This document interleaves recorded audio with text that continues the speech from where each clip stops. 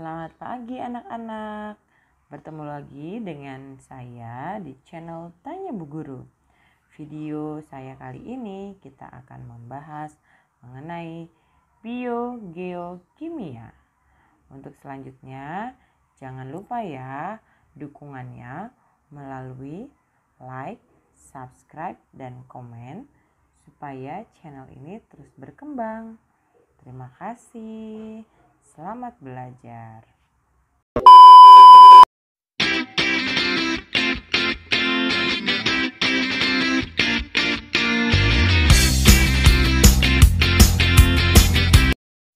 Daur biogeokimia. Tentu kamu pernah mendengar daur biogeokimia, yaitu daur atau siklus yang melibatkan senyawa kimia yang berpindah tempat melalui organisme sebagai perantara. Kemudian senyawa ini kembali lagi ke lingkungan fisik. Atau dari asal katanya kita bisa melihat bahwa daur biogeokimia melibatkan makhluk hidup yaitu bio, kemudian bumi, dan juga unsur-unsur kimia. Nah, unsur-unsur kimia ini menjadi pembangun tubuh organisme. Karena unsur-unsur kimia ini berada di alam dan tidak mungkin habis karena mengalami daur ulang atau siklus zat. Nah, berikut ini yang akan saya bahas adalah beberapa siklus unsur atau zat kimia yang penting, antara lain ada siklus karbon, air, nitrogen, fosfor, dan juga belerang. Yang pertama yang akan kita bahas adalah siklus air. Air di bumi dapat berupa air permukaan, bisa di rawa, danau, lautan maupun air tanah. Siklus air dibedakan menjadi dua. Ada siklus pendek dan juga siklus panjang. Yang pertama kita lihat ya, untuk siklus air pendek, dari air laut menguap.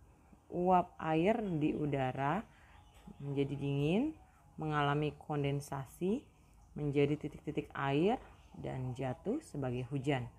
Lalu selanjutnya kembali ke laut. Sedangkan siklus air panjang yaitu uap air yang berasal dari berbagai proses penguapan jatuh sebagai hujan di daratan, kemudian melalui ke sungai atau air tanah, lalu kembali ke laut. Yang kedua adalah siklus karbon. Tahapan siklus karbon berlangsung sebagai berikut. Yang pertama, karbon di udara dalam bentuk CO2 dan dapat terlarut dalam air. Pada tumbuhan darat maupun fitoplankton di dalam air, CO2 dapat diubah menjadi karbohidrat melalui proses fotosintesis. Nah, dalam proses fotosintesis dihasilkan pula O2 yang dilepas ke udara. Karbohidrat digunakan oleh konsumen untuk mendapatkan energi. Konsumen juga melakukan respirasi yang menghasilkan O2 yang kembali ke udara. Nah, selain itu, penguraian oleh bakteri yang berjalan lambat juga dapat mengakibatkan penumpukan karbon dalam bentuk batu bara dan juga minyak bumi. Yang ketiga adalah siklus nitrogen. Tahapan siklus nitrogen berlangsung sebagai berikut. Yang pertama, pada atmosfer mengandung 80% nitrogen bebas atau N2, tapi tidak bisa diserap langsung atau tidak bisa digunakan langsung oleh makhluk hidup. Harus diserap dulu oleh tumbuhan untuk dapat menyerap nitrogen dan mengubahnya menjadi bentuk nitrat, yaitu NO3. Beberapa bakteri pada bintil akar leguminosa dan beberapa ganggang dapat memfiksasi N2 dari udara. Kemudian, bila ada halilintar atau petir, maka akan menghasilkan bentuk senyawa N2 dan O.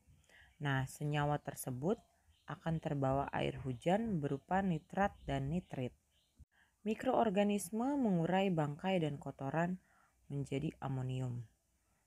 Serta bakteri Denitrifikasi dalam tanah mengurai nitrat menjadi N bebas dan kembali lagi ke udara. Demikianlah siklus nitrogen. Yang keempat adalah siklus fosfor. Perlu diketahui bahwa bagi makhluk hidup, fosfor dalam bentuk adenosin trifosfat atau ATP merupakan bahan bakar atau energi bagi makhluk hidup. Cadangan fosfat yang dapat larut dapat digunakan langsung sebagai zat hara primer dalam sintesis protein oleh tumbuhan. Nah, melalui rantai makanan, fosfat dapat beralih ke tingkat tropik yang lebih tinggi. Namun, jika organisme mati, fosfor dikembalikan ke tanah melalui proses penguraian. Nah, kelebihan fosfat yang diekskresikan burung dan ikan dalam tinjanya juga bisa mengembalikan fosfor ke lingkungan.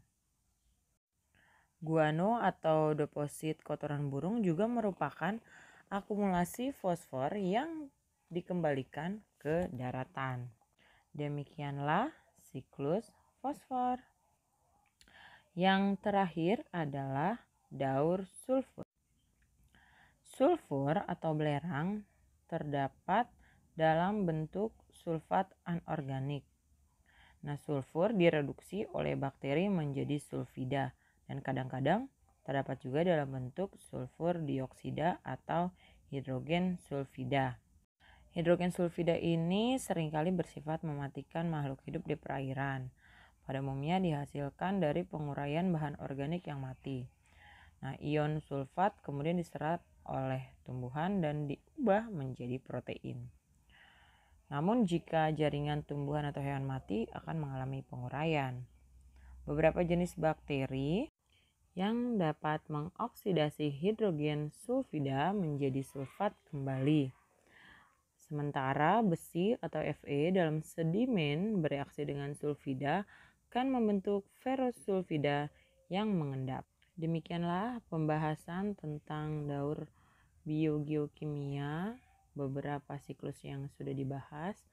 Mungkin di luaran sana masih ada beberapa siklus lain. Silakan kita terus mengeksplor dengan rajin membaca berbagai sumber. Terima kasih, semoga bermanfaat. Jangan lupa like, subscribe, dan komen, serta share ya. Dadah.